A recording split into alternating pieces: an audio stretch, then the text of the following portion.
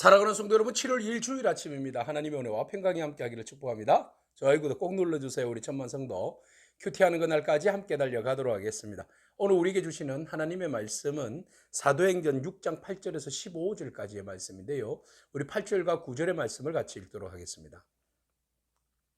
스데반이 은혜와 권능이 충만하여 큰 기사와 표적을 민간에 행하니 이른바 자유민들, 즉 구레네인, 알렉산드리아인, 길리기아와 아시아에서 온 사람들의 회당에서 어떤 자들이 일어나 스데반과 더불어 논쟁할세. 아멘. 성령 충만한 제자 공동체, 그리고 교회 안에서 일어난 작은 분쟁들, 이런 것들을 이제 조직적으로 행정적인 어떤 절차들을 나누어서 분산해서 주의 일들을 감당하게 되었습니다. 교회가 이제 자리를 잡아가는 거죠. 처음에는 은혜가 충만하고 성령이 충만하고 기사와 역사가 일어나고, 그리고 교회 공동체 안에서 구제와 돌봄이 필요했고, 그것으로 인하여서 일어나는 잡음들, 그것을 잠재우기 위해서 행정과 기도와 말씀의 어떤 일들을 구분해서 사역을 하게 됩니다. 그래서 7명의 집사를 세워서 성령의 그 기름 부으심을 통하여 그들을 온전히 교회를 돌볼 수 있는 일들을 감당하겠습니다. 그 중에 한 사람의 이야기가 오늘 등장하는데요. 바로 스데반입니다. 스데반 역시 지혜와 성령이 충만한 사람입니다. 그들 공동체 안에서 특별히 그 집사를 7명의 집사를 세울 때에 기준이 있었죠. 바로 기준이 바로 어떤 사람들이었습니까? 성령과 지혜가 충만한 사람이었습니다. 오늘 본문에서는 성령과 지혜가 충만할 뿐만 아니라 은혜와 권능이 충만했다. 여기에서 이제 은혜를 어떻게 해석해야 될지 다양한 각도로 해석되어지는데, 여기서 이제 은사로 해석되어지면 더 가깝게 해석되어진다, 이렇게 볼 수 있겠습니다. 그래서 기도하는 가운데 하나님께서 부어주시는 그 각종 각양의 은사들, 그걸로 인하여서 충만한 권능을 드러내게 되었고, 그 일로 많은 사람들이 큰 기사와 표적을 발견하게 되고 보게 되고 경험하게 되고, 그 표적과 기사를 하는 이유는, 보여주는 이유는 뭐 때문입니까? 인기몰입니까? 아닙니다. 슈퍼스타가 되기 위함입니까? 아닙니다. 뭐요? 내 생명의 말씀, 예수 그리스도의 복음을 전가하기 위해서, 더 효율적으로 전하기 위해서 보여지는 하나님의 권능이죠. 그래서 이 권능을 보면서 이것을 주장하시는 분, 이것을 주시는 분이 누구냐라는 것을 말해주고 있습니다. 그분이 바로 우리의 생명의 주가 되신 예수 그리스도다, 이 말이죠. 자, 이렇게 이제 스데반과 베드로와 요한과 제자 공동체의 오로지 관심은 생명의 말씀, 예수 그리스도가 중심입니다. 우리의 사역의 모든 것의 중심은 예수 그리스도께서 우리의 모든 것의 중심이 되어야 할 줄로 믿습니다. 그래서 이제 강력하게 표적과 기사를 행하고 또 말씀을 증거하니까 이제 그것을 또 여전히 시기하고 질투하는 사람들이 있습니다. 은혜가 충만하면 너른 자나 여러분 대적자들이 등장하게 되어 있습니다. 너무 염려 안 해도 됩니다. 자, 오늘 여기서 사역에 이렇게 이제 점진적으로 확대되는 모습 봅니다. 처음에는요, 누구에게 한정되어 있었어요? 예, 물론 뭐 제사장 그룹과 어떤 선지자 그룹이었겠죠. 그러나 주님께서 성령을 부어주시면서 사도, 제자 그룹에까지 하나님의 역사하심의 그 기름 부으심을 경험하게 되잖아요. 이제 그것이 누구에게 연결됩니까? 집사. 네. 그래서 하나님의 그 보편적인 기름 부으심이 이제 특정한 어떤 사람들에게만 전유물로 구분되어지지 않는다는 겁니다. 하나님의 역사는 모든 사람들, 주를 예수 그리스도로 바라보고 믿고 회개하고 세례받고 주의 권능 아래 있는 사람, 주를 고백하는 자들에게 하나님께서 무슨 성령을 선물로 주셨죠. 그래서 우리가 그것을 사모하고 하나님 은혜를 구할 때에 주님께서 우리에게 때와 시에 따라서 강력하게 성령의 기름 부으심을 주시는데, 그 은사들을 가지고 우리가 주의 일들을 감당하게 되는 겁니다. 오늘도 우리가 주의 성령의 기름 부으심의 충만하심을 통하여 우리가 더욱더 주의 이름을 온 세계 열방 가운데 담대하게 증거하는 저와 여러분이길 축복합니다. 그래서 스데반이 지혜와 성령이 충만하여서 말씀을 증거할 때에 그에게 있어서 그 논쟁을 벌이는 사람들이 등장을 했어요. 오늘 본 말씀에 그 자유민들이라고 이야기하는 사람이 나오는데요. 이 자유민들은 그 로마의 그 황제의 통치 아래서 그 노예 신분이었는데, 그들에게 자유를 준, 그리고 자유를 받아서 상당히 많은 이제 부와 명예를 얻는 그런 이제 사람들이기도 해요. 여러분들이 그 알고 있는 그 총독 벨렉스도 바로 이 노예 출신이었어요. 그래서 자유함을 얻어서 그가 어떻게 이렇게 돈도 많이 쓰고 해서 정치적으로 총독까지 된 사람이죠. 자, 그중에 이제 예루살렘에 몰려든 사람들, 바로 그들이 이제 성전 예배도 드리고 또 주변의 마을에서 지내면서 회당에 가서 어떤 하나님의 말씀을 나누고 어떤 이런 일들을 하는 사람들인데, 이 사람들이 바로 구레네 사람 또는 알렉산드리아 사람, 길리기아 사람, 아시아에서 온 사람들이 회당에 있었고, 그들이 스데반과 함께 논쟁을 하게 됩니다. 아주 심각하게 논쟁을 하게 된 겁니다. 그들은 율법을 이야기하게 되었고, 스데반은 복음을 이야기하게 되었고, 그들은 모세를 이야기하게 되었고, 스데반은 예수님을 이야기하게 된 것이죠. 그들은 모든 권위와 모든 핵심의 중심인 성전을 이야기하게 되었고, 스데반은 예수 그리스도께서 어떤 성전이심을 또 이렇게 이제 이야기하게 된 겁니다. 자, 이런 어떤 자기들이 바라보는 어떤 신학적 차이 때문에 논쟁이 아주 깊어지게 되는데, 이들이 도무지 말로 이길 재간이 없는 거예요. 왜? 스데반은 하나님께서 부어주시는 지혜와 말씀의 영으로, 하나님께서 부어주시는 어떤 지혜의 영, 성령의 충만함으로 그 예수 그리스도의 진리에 대해서 말씀을 선포하니까, 이 사람들이 자기들이 가지고 있는 그 딱딱한 율법과 어떤 그런 어떤 신념들, 자기 학식들로 그 스데반의 이야기를 받아서 논쟁을 벌이려고 하니까 안 되는 거예요. 자, 논쟁에서 안 되면 한 가지 방법이 있어요. 때를 쓰는 거죠. 또 거짓 정인을 세워서 그것을 논쟁을 방해하는 겁니다.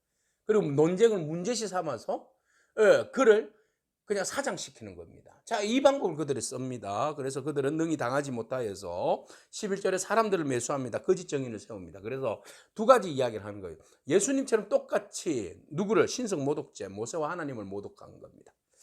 자, 이들이 모세와 하나님을 모독하였습니다. 이렇게 이제 거짓 정언을 되는 거죠. 정인은 두 사람 이상이 세워지면 정인을 법정에서 정인할 수 있는 거잖아요. 그래서 그들이 그 사내들인 공회를 세워서 서대반을 불러 세웁니다. 그리고 나서는 사내들인 공회 앞에서 거짓 정언을 합니다. 바로 무엇입니까? 13절 이후에 보니까 거룩한 곳과 율법을 거슬러 말하였다. 거룩한 곳은 성전, 율법, 모세의 오경 거슬러 말했다. 그들은 말합니다. 그의 말에 이 나사렛 예수가 이곳을 헐고 또 모세가 우리에게 전하여 준 규례를 고치겠다 함을 우리가 분명히 들었다 그랬어요. 자, 예수님에게도 똑같이 적용한 것이죠. 자, 나사렛 예수께서 이곳을 헐었다, 성전을 헐었다라고 이야기하는 신학적 이야기의 해석의 차이가 있겠죠. 자, 예수님께서 이 성전이 헐 것이다 말씀하셨어요, 물론. 그러나 예수님이 직접 헐 것이라고 말씀하지 않았고, 종말의 때에 돌 위에 돌도 남지 않았고 다 무너질 것이다, 이런 이야기를 한 것이죠. 성전이 무너진다, 맞습니다. 그러나 예수님이 무너뜨리는 것이 아니라 누가 무너뜨려요? 로마에 의해서 무너뜨려지는 겁니다. 예수님께서 이거는 역사적 팩트고, 예수님께서 말씀하신 이 성전이라는 것은 자신의 몸을 이야기한 거죠. 내가 죽었지만 다시 살아나서 진정한 성전, 하나님의 임재와 예배가 이루어지는 참 성전을 세우겠다는 의미가 아니겠습니까? 이런 신학적인 어떤 의미들을 해석을 잘 못하는 거죠. 받아들이지 못하는 겁니다. 그래서 무조건 눈에 보여지는 저 성전을 무너뜨린다 그러니까 사람들이 얼마나 기가 차겠어요. 말도 안 돼, 이런 이야기 나오는 거죠. 그죠? 거룩한 곳을 파괴한다고 네가 감히, 이렇게 이제 곡해를 억지 논쟁을 펴는 겁니다. 아닌 줄도 알면서 말이죠. 그리고 율법의 규례를 고친다. 율법은 뭐가 문제고 뭐가 잘못됐고, 이것을 어떻게 해서 예수 그리스도께서 이 율법을 어떻게 했어요? 폐하는 것이 아니라 완성이잖아요. 그죠? 네. 율법을 완전 무시가 아니라, 율법은 몽학 선생이요, 그림자의 역할이요. 그리고 난 다음에 그것을 온전히 누가, 그리스도께서 완성하셨습니다. 그분이 주요 그리스도요 살아계신 하나님의 아들인 것을 지금 증거하는 거 아니겠습니까? 그들이 이렇게 논쟁을 하고 가짜 정인들을 세우고 가짜 정언을 하는 이유는 뭐예요? 예수 그리스도를 주로 받아들이지 않기 때문에 그래요. 메시아로 받아들이지 않기 때문에 그들은 신성 모독죄를 가하고 율법을 잘못 말한다고 전하고, 그렇게 해서 예수님의 제자들을 곤욕을 치르게 만드는 그런 이제 일들을 감당하게 된 것이죠. 자, 어쨌든 자기들이 모함하고 압력을 넣으면 넣을수록 스데반은 더 그들 앞에서 담대해지더라. 그래서 그들이 그렇게 모함하고 스데반을 죽이려고 죽일 거리를 막 찾아서 이렇게 가짜 정인을 막 세웠음에도 불구하고 스데반의 얼굴을 보세요. 어떤 얼굴입니까? 그들이 주목하여 스데반을 보았는데 그 얼굴이 천사의 얼굴과 같더라고 그랬어요. 그러니까 아무리 주변에서 뭐 어떠한 말로 그를 공격하고 모함하고 모독하고 위협, 협박, 공갈 뭐 다 해도 스데반의 얼굴은 평화롭더라. 그 마음의 심리적인 어떤 울렁거리는 어떤 심리적 변화가 없이 그냥 잔잔하더라. 이 성령 충만한 모습. 우리는 조그만 뭔 소리 들으면 막 혈기가 올라오고 막 얼굴이 막 울그럭불그럭 막 바뀌고 그러지 않습니까? 네, 오늘 우리가 하나님 말씀 들을 때에 성령과 지혜가 하나님의 능력이 우리 안에 임하시면 우리가 천사의 얼굴과 같이 우리의 심적으로 모든 상황들이 변화될 줄로 믿습니다.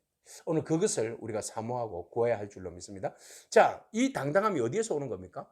내 안에 하나님이 계시기 때문에 그래요. 나는 분명히 진리의 말씀에 대해서 굳건하게 너희가 아니라 해도 내가 그것을 믿고 받고 또 경험했기 때문에 우리는 어떤 상황에서도 진리라 말할 수밖에 없다. 이 말 아니겠습니까? 오늘 이 말씀 바라보면서 위기에서도 평안함을 유지하는 이 성령의 사람 서대반. 오늘 우리 서대반의 어떤 심성, 그 마음의 자세들을 우리가 한번 본받기를 원합니다. 그것은 바로 성령님이 함께 하시고 성령님께서 지혜를 주시고 성령님께서 은사를 주시고 성령님께서 우리 가운데 강하게 역사하시기 때문에 그래요. 강하게 역사하시면 오직 한 가지밖에 없어요. 기도와 말씀이에요. 그렇죠? 기도와 말씀에 우리가 집중하고 은혜를 구하며 나아가면 하나님께서 오늘도 우리에게 성령을 부어주실 줄로 믿습니다. 그 성령으로 우리가 세상이 감당하지 못할 정도의 당당함과 진리 안에서의 지혜와 능력의 말씀으로 생명의 말씀 예수 그리스도를 증거하는 그런 정인으로서의 삶을 누릴 줄로 믿습니다. 아멘. 기도하겠습니다. 주님 감사합니다. 모든 상황이 어려움으로 몰려가지만 그러나 서대반의 용기 있는 말과 그의 행동을 우리는 바라봅니다.